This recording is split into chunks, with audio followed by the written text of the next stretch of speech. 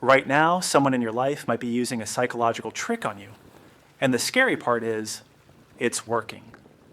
Not because you're weak, because it's designed to be invisible. Manipulation doesn't look like a villain twirling a mustache. It looks like a friend who always has a good reason. A partner who somehow makes every fight your fault. A boss who makes you feel lucky to be underpaid. These 10 tactics show up in toxic relationships, manipulative workplaces, and everyday conversations. Some people use them deliberately, others pick them up without ever realizing it. Stick around because trick number 7 is the one almost nobody catches. Even trained professionals miss it at first. Trick number 1, gaslighting. This is the manipulator's most powerful weapon, making you doubt your own memory and perception. It sounds like, that never happened. You're overreacting. You're remembering it wrong. It rarely starts big. It starts with small denials that build over time until eventually you stop trusting your own judgment and start relying on the manipulator to tell you what's real. The goal isn't winning an argument, it's making you need them to define your own reality. Trick number 2, love bombing. Overwhelming affection, way too fast. The flowers, the I've never felt this way before, the non-stop texting within days of meeting someone, it feels incredible. That's exactly the point. Intense early attention creates a fast emotional bond and a sense of obligation before you've had time to actually evaluate who this person is. Once you're attached, that affection often becomes conditional, a reward that can be taken away. Real affection grows through trust over time. Love bombing tries to skip trust altogether. Trick number 3, foot in the door. This one doesn't even feel like manipulation. It feels like being reasonable. It starts small. Can you cover my shift? Can I borrow $20? You say yes. It's small, why not? But agreeing to something small measurably increases how likely you are to agree to something bigger later. It's a well-documented pattern in compliance psychology, and manipulators use it to escalate slowly enough that you never notice the staircase you're climbing. Trick number 4, the silent treatment. It looks passive. It's actually one of the most aggressive tools a manipulator has. Silence creates uncertainty, and uncertainty creates anxiety. The person on the receiving end often starts apologizing for things they didn't even do just to make the discomfort stop.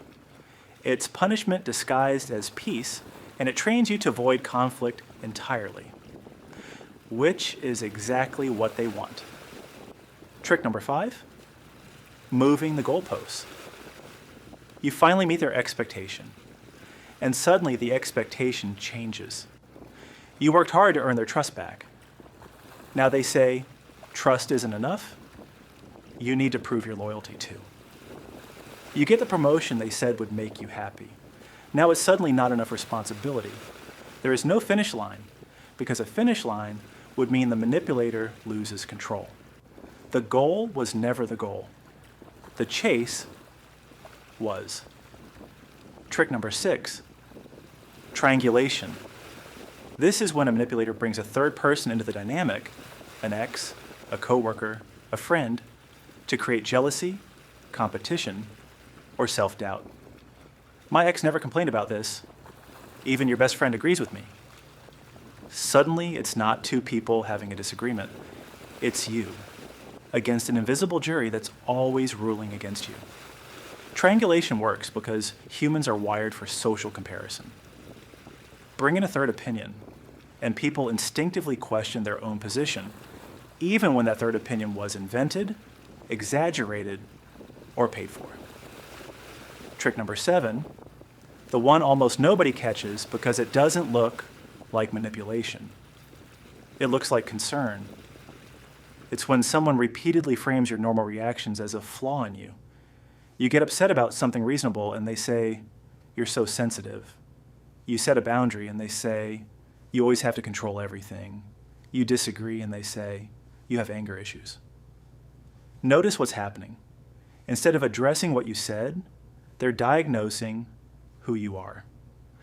It shifts the entire conversation from, is this behavior a problem, to, is something wrong with you?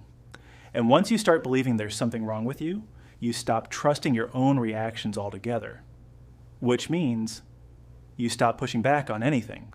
This is subtle enough that even therapists have to watch for it in their own conversations. If you notice it just now, you're already ahead of most people. Trick number 8, the false apology, sometimes called a non-apology. Listen closely to the phrasing, "I'm sorry you feel that way. Sorry if that upset you. My bad. You're just too sensitive about this stuff." Notice, none of these actually take responsibility. They shift the blame back onto your reaction while still sounding, on the surface, like an apology. It's designed to end the conflict without ever admitting fault. Trick number 9, intermittent reinforcement. This is the same psychological mechanism that makes slot machines addictive. And if someone treats you badly all the time, you leave. If someone treats you well all the time, that's just a healthy relationship. But if someone treats you badly, then suddenly wonderful, then badly again, unpredictably, your brain becomes hooked on trying to get back to the good moments. Behavioral psychologists have shown that unpredictable rewards create far stronger, harder to break patterns than consistent ones. Manipulators, often without even studying the science, stumble onto this and use it instinctively. The good moments aren't a sign things are improving, they're what keeps you at the table. Trick number 10, DARVO.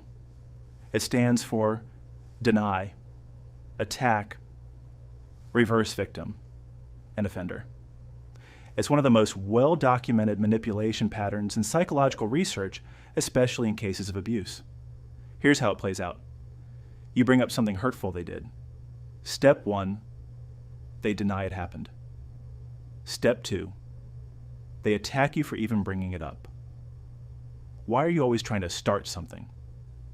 Step 3, the reversal. Somehow, by the end of the conversation, you're the one apologizing to them.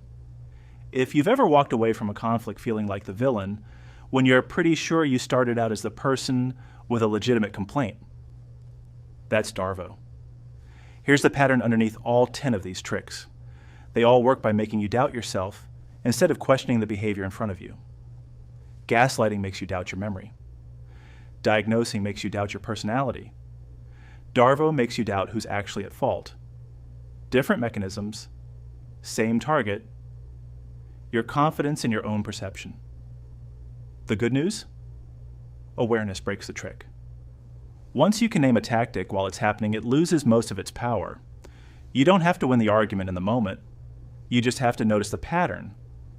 And that noticing is what protects you. If any of these felt uncomfortably familiar, that's not a coincidence, and it's not your fault. If you want a follow-up video on exactly how to respond to each of these 10 tactics in real time, let me know in the comments and subscribe so you don't miss it.